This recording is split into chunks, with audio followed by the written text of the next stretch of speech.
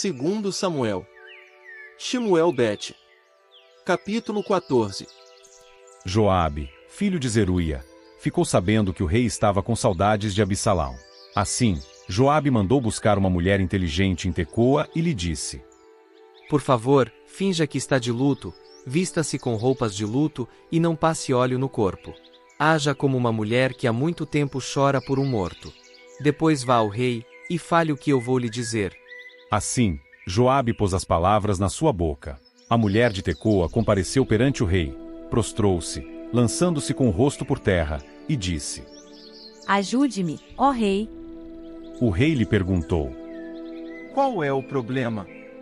Ela respondeu: Sou viúva, meu marido morreu e deixou a sua serva com 2 filhos. Eles brigaram no campo e não havia ninguém que os apartasse. Um deles golpeou o outro e o matou. Agora toda a família ficou contra a sua serva, e estão dizendo: Entregue-nos aquele que matou seu irmão.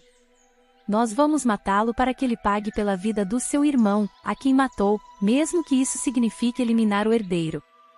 Eles querem apagar a última brasa que me restou, e querem deixar o meu marido sem nome e sem nenhum sobrevivente na face da terra. O rei disse então à mulher: Vá para casa, e eu mandarei cuidar do seu caso. Então a mulher de Tecoa disse ao rei: Ó meu amo, o rei, que a culpa recaia sobre mim e sobre a casa de meu pai, e que o rei e seu trono sejam inocentes. O rei respondeu: Se alguém falar mais alguma coisa com você, referente a esse assunto, traga-o a mim, e ele nunca mais a incomodará. Mas ela disse: Por favor, ó rei, lembre-se de Iau, seu criador, para que o vingador do sangue não cause dano e mate meu filho. Ele respondeu: Tão certo como Iau vive, nenhum fio de cabelo do seu filho cairá ao chão. A mulher disse então: Por favor, deixe que a sua serva fale mais uma coisa ao meu amo, o rei. Porque então o amo pensou em fazer a mesma coisa contra o povo do Criador. Falando assim, o rei está condenando a si mesmo, pois baniu o seu próprio filho e não o traz de volta. Certamente, todos nós morreremos e seremos como águas derramadas no chão, que não podem ser recuperadas. Mas o Criador não tiraria uma vida, e ele procura motivos para que aquele que foi banido não permaneça afastado dele. Vim aqui para dizer isso ao meu amo, o rei, porque fiquei com medo do povo. Sua serva pensou: Vou falar com o rei. Talvez o rei atenda ao pedido da sua serva. O rei talvez me ouça e livre a sua serva das mãos do homem que está tentando eliminar a mim e ao meu único filho da herança que o Criador nos deu. Sua serva também pensou: Que a palavra do meu amo, o rei, me tranquilize. Pois meu amo, o rei, é como o mensageiro do verdadeiro Criador, capaz de discernir entre o bem e o mal. Que Iau, seu Criador, esteja com o amo. Então o rei disse à mulher: Não esconda nada do que eu lhe perguntar. A mulher disse: Por favor, fale, meu amo, o rei. Então o rei perguntou: Foi Joabe quem mandou você falar tudo isso? A mulher respondeu: Tão certo como o amo vive, ó rei, é exatamente como o amo diz, pois foi o seu servo Joabe que me instruiu e colocou todas essas palavras na boca da sua serva. Seu servo Joabe fez isso para mudar a aparência das coisas, mas o meu amo é sábio como um mensageiro do verdadeiro Criador, e sabe tudo o que está acontecendo no país. Depois, o rei disse a Joabe: Está bem, vou fazer isso. Vá e traga de volta o jovem Absalão. Nisto Joabe prostrou-se, lançando-se com o rosto por terra, e louvou o rei. Joabe disse: Hoje o seu servo sabe que achou favor aos seus olhos, ó meu amo, o rei, porque o rei atendeu ao pedido do seu servo. Então Joabe se levantou, foi a Jesur e trouxe Absalão aí ao Shalaim. No entanto, o rei disse: Que ele volte para casa, mas não compareça à minha presença. Portanto, Absalão voltou para casa e não compareceu perante o rei. Em todo o Ixal não havia homem que fosse tão elogiado por sua beleza quanto Absalão. Da cabeça aos pés, ele era sem defeito. Quando cortava o cabelo, ele tinha de fazer isso no final de cada ano, porque ficava muito pesado. Este pesava 200 siclos, segundo o peso real de pedra. Absalão teve 3 filhos e uma filha. Ela se chamava Tamar e era uma mulher muito bonita. E Absalão ficou morando em El-Shalaim por 2 anos inteiros, mas não compareceu perante o rei. Portanto, Absalão mandou chamar Joabe, a fim de enviá-lo ao rei, mas ele não quis vir. Então mandou chamá-lo novamente, pela 2ª vez, mas ainda assim ele não quis vir.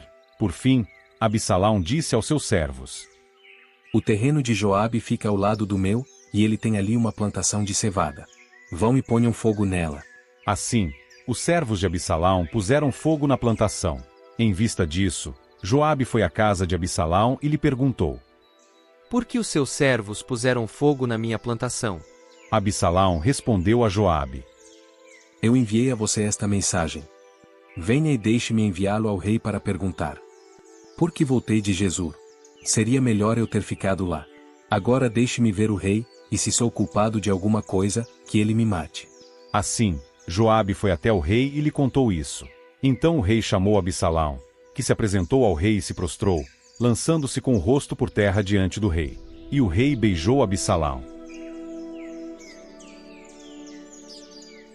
2 Samuel.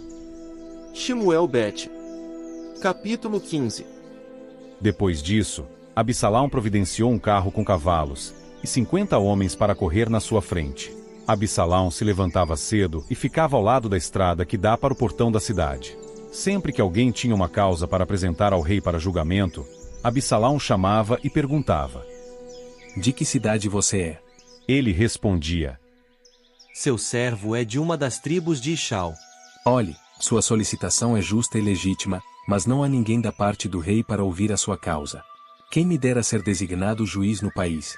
Então todo aquele que tivesse uma causa ou uma questão judicial poderia vir a mim, e eu cuidaria que ele obtivesse justiça. E quando alguém se aproximava para se curvar diante dele, Absalão estendia a mão, segurava-o e beijava-o. Absalão fazia isso com todos os Ishalitas que vinham até o rei para pedir justiça. Assim Absalão conquistava a lealdade dos homens de Ishal. Ao fim de 4 anos, Absalão disse ao rei: Por favor, deixe-me ir a Hebrom cumprir o voto que fiz a Ial. Pois seu servo fez o seguinte voto solene quando morava em Jesur, na Síria. Se Ial me levar de volta a El-Shalaim, eu apresentarei uma oferta a Ial. O rei lhe disse então: Vá em harmonia. Assim, ele saiu e foi a Hebrom. Então Absalão enviou espiões a todas as tribos de Ishal para dizer: Assim que vocês ouvirem o som da buzina, anunciem. Absalão se tornou rei em Hebrom. E 200 homens de El-Shalaim haviam ido para lá com Absalão. Eles tinham sido convidados e foram sem suspeitar de nada, sem saber o que estava acontecendo. Além disso, quando ofereceu sacrifícios, Absalão mandou buscar Aitofel, o Gilonita, conselheiro de David, da sua cidade, Gilo. A conspiração foi ganhando força, e o número dos que apoiavam Absalão continuou aumentando. Então alguém informou David: Os homens de Ishal passaram para o lado de Absalão. Imediatamente David disse a todos os seus servos que estavam com ele em El-Shalaim: Vamos fugir, pois nenhum de nós escapará de Absalão. Apressem-se, senão ele logo nos alcançará e nos trará calamidade, golpeando a cidade com a espada. Os servos do rei disseram: O que for que o amo decidir, ó rei, seus servos estão dispostos a fazer. Portanto, o rei saiu acompanhado de todos os da sua casa, mas deixou 10 concubinas para tomarem conta da casa. O rei partiu com todo o povo atrás dele, e pararam em Bet-Meraque.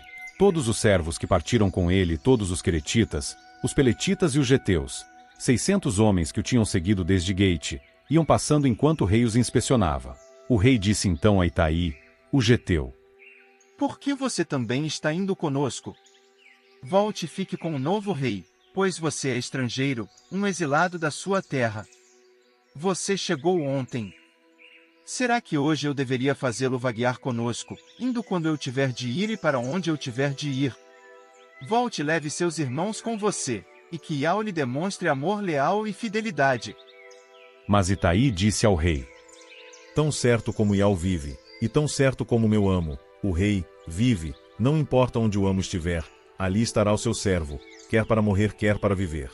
Em vista disso, David disse a Itaí: Então vá, atravesse. Assim, Itaí, o geteu, atravessou o vale com todos os homens e as crianças que estavam com ele. Todos os que moravam na região choravam alto, enquanto todo esse povo fazia a travessia, e o rei estava parado junto ao vale do Cédron. Todo o povo atravessava em direção à estrada que dá para o deserto. Adoc também estava ali com todos os levitas, levando a arca do pacto do verdadeiro Criador, e eles colocaram a arca do verdadeiro Criador no chão. E Abiatar chegou enquanto todo o povo saía da cidade e atravessava o vale. Mas o rei disse a Zadok: Leve a arca do verdadeiro Criador de volta à cidade. Se eu achar favor aos olhos de Ial, ele me trará de volta e me deixará ver a arca e o lugar onde ela fica. Mas se ele disser: Não me agrado mais de você, então que ele faça comigo o que for bom aos seus olhos. O rei disse ainda a Zadok, o sacerdote: Você não é vidente? Volte em harmonia à cidade. Levem com vocês seus filhos. Aimaas, seu filho, e Elnatais, filho de Abiatar. Ficarei esperando nos pontos de travessia junto ao deserto, até que vocês me mandem informações. Portanto, Zadok e Abiatar levaram a arca do verdadeiro Criador de volta a Yal-Shalaim e permaneceram ali. E David subia o Monte das Oliveiras, chorando enquanto caminhava. Ele estava descalço e com a cabeça coberta. Todos os que estavam com ele também cobriram a cabeça e subiam o monte chorando. Disseram então a David: Aitofel está entre os que conspiram com Absalão. David disse: Por favor, ó Ial, transforma em tolice o conselho de Aitofel. Quando David chegou ao cume do monte, onde o povo costumava adorar o Criador, Uzai, o arquita, estava ali esperando por ele, com sua veste comprida rasgada e com terra na cabeça. No entanto, David lhe disse: Se você for comigo, será um peso para mim. Mas, se você voltar à cidade e disser a Absalão: Sou seu servo, ó rei. Fui servo do seu pai no passado, mas agora sou seu servo. Então você poderá frustrar para mim o conselho de Aitofel. Os sacerdotes Zadok e Abiatar estarão lá com você. Conte a Zadok e Abiatar tudo o que você ouvir na casa do rei. Eles e seus 2 filhos, Aimaas, filho de Zadok, e Elnatais, filho de Abiatar, estão lá. Por meio deles, mandem-me informações sobre tudo o que vocês ouvirem.